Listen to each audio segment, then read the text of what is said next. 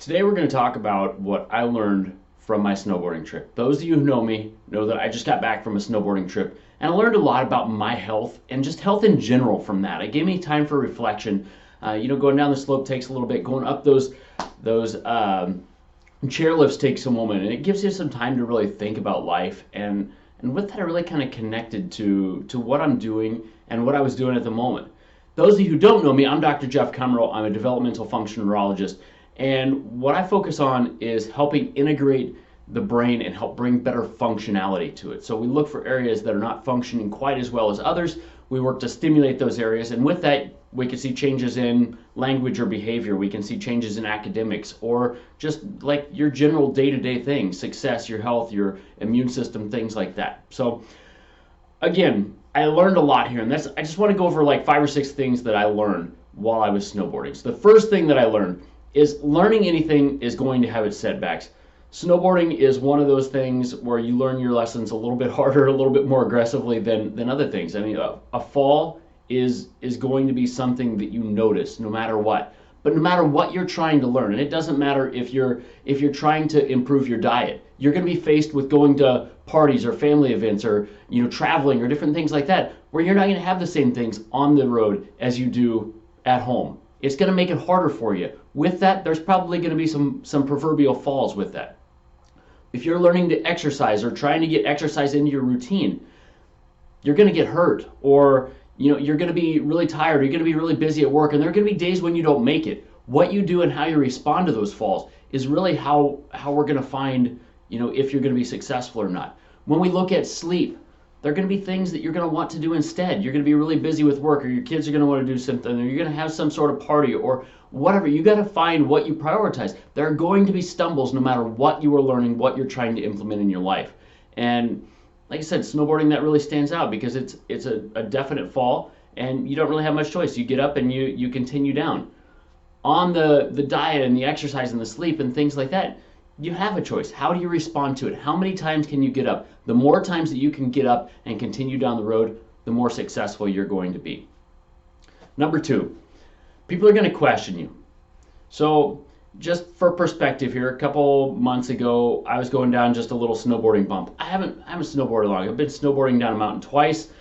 We've went to a little ski bump here in the Midwest a couple times just to learn some skills, just work on some little things. And I fell and I broke my hand.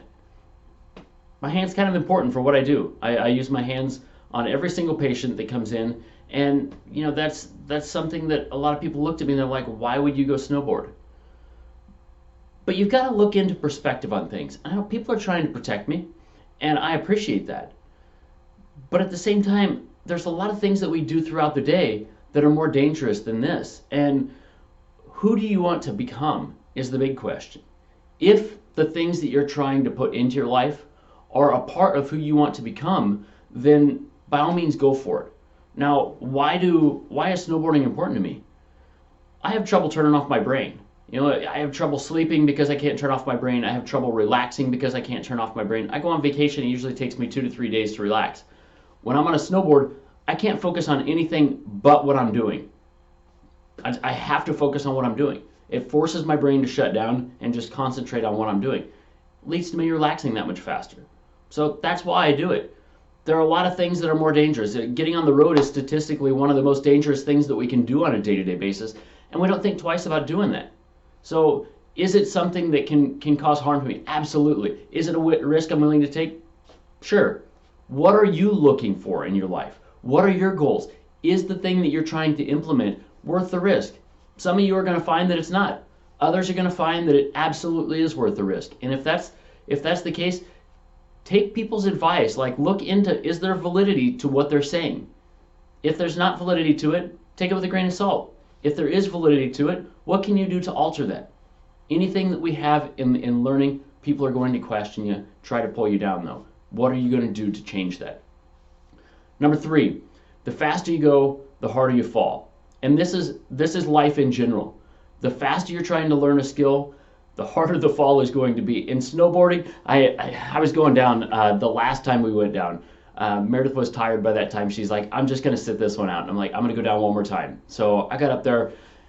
we'd been snowboarding for 5, 6 hours. My quads are sore, my calves are tired, and I just got to point of the board down the mountain and just went. And I was doing really, really good. And then all of a sudden I leaned back just a touch. I clipped the back of my board, and with that it kind of whips you into the snow. And tumbled probably 3 or 4 times.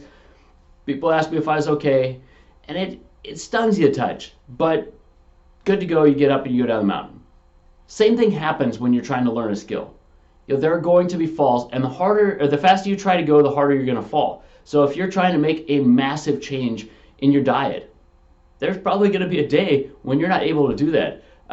If you're trying to go and exercise, the best example I can think of is January. People go up to the gym, and in the beginning of January, gyms are nuts. By the beginning of February, they're not. Why? Because people try and go too hard too fast. They go up there on the first day, they run 5 miles. They haven't run a mile in the last 10 years, but they think they can run 5 miles that first day. They're so sore the next day, they can't do anything. The faster you try to go, the harder you're going to fall. Health or anything else in life. Number 4, working harder can make you feel better. Now, like I said, I was a little bit sore after we went snowboarding. We snowboarded for a day and a half, and then we went to do some other things. We went to a museum and different things. So last day, they'd kind of changed, or last weekend rather, they'd kind of changed the forecast, and they called for 1 to 2 feet of snow. And we got about 12 to 15 inches out there, and I wanted to scoop out the snow just to get to the cars easier and everything. So I went out and I scooped snow. Normally when I scoop snow for half an hour, 45 minutes, just a little stiff when you go to stand up and different things. I had all that soreness. I expected to be really, really stiff and sore. I didn't have any problems at all when I stood up. Why? Because sometimes working harder makes you feel better. And this gives you both a mental boost and a physical boost. If you're working on something that you feel is important, you get that mental boost that you know you're doing what you should be doing. You've got that confidence, you've got that motivation, you go for it. It gives you that boost. But physically, you also see the same thing. As you're starting to do some of those things that you love, as you're starting to fire some of those different muscles, you start to bring some different balance into that. Life is about balance in general. We're going to talk about that in a moment. But snowboarding is one of those things where balance is really, really important. The more balanced your brain function, the more balanced your body function, the better you're going to feel. So sometimes going harder and being sore can actually lead to you feeling better. Number 5, everything in life is about balance, including snowboarding. Like I said, you lean back on the snowboard, you lean forward, you lean back, whatever it is, you're going to go down on the snow. It's a very, very quick reminder of how important balance is. Now, anything in life that we do, we're going to have to go out of balance. There's a lot of people that say, there's no such thing as balance in life because, to get anything done, you have to go out of balance. If you're going to start a business, you're going to have to focus on the business a little bit in the beginning. If you, have a death in the family or whatever, you have to put a little more focus on your family than everything else. If you are learning this, then you have to, yes, to get anything done in life, you have to have imbalance. The same way goes for the brain. To move, you have to have the movement centers fire. To stop, you have to have the ones that stop movement to fire. Same thing happens with thoughts and emotions and everything else. We have to have imbalance. But we can only have imbalance for so long. The longer we have imbalance, the more likely something bad is going to happen, whether that goes to burnout or illness or whatever else. We've got to have balance in life. So if you are going hard in one direction, that's okay. But you've got to take time to relax and take vacations or get away from the stress and do all these other things to recover, because if you don't have that balance, sooner or later negative outcomes are going to come. Last one I want to talk to you about is you're never too old to start. There's a lot of people that tell me, I'm 70 years old, I'm not going to change now. Why? It doesn't matter what age you are. Your brain is going to change, your body is going to change, your mitochondrial ability, your ability to make energy is going to change. My father-in-law hadn't been on skis in 40 years. And my kids were learning. They took lessons and he jumped on skis with them.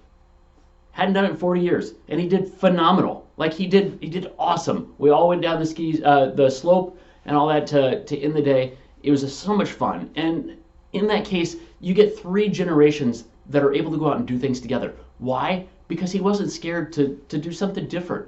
Yes, he hadn't done it in 40 years. Had he done it? Absolutely. Did he struggle a little at first? A little bit, but you'd be surprised how well he did. And the same thing goes for you. If you're looking to change your life, whether it's changing your diet, or changing your immune system, or changing your thought process, whatever it is, it's never too late. Don't just settle for what you have. Snowboarding has taught me a lot of lessons about my health. It's definitely something that I enjoy. It's definitely something that I want to do more. But the perspective that it gave me really kind of surprised me, and I hope this helped you as well. Again, I'm Dr. Jeff Cumro. I hope you found this helpful for you. If you did, like it or subscribe it. It really helps me know what kind of information to share with you guys. If I know what kind of things are helping you the most, I can share more material like that. So I appreciate you. Have a great day, and I'll talk to you soon.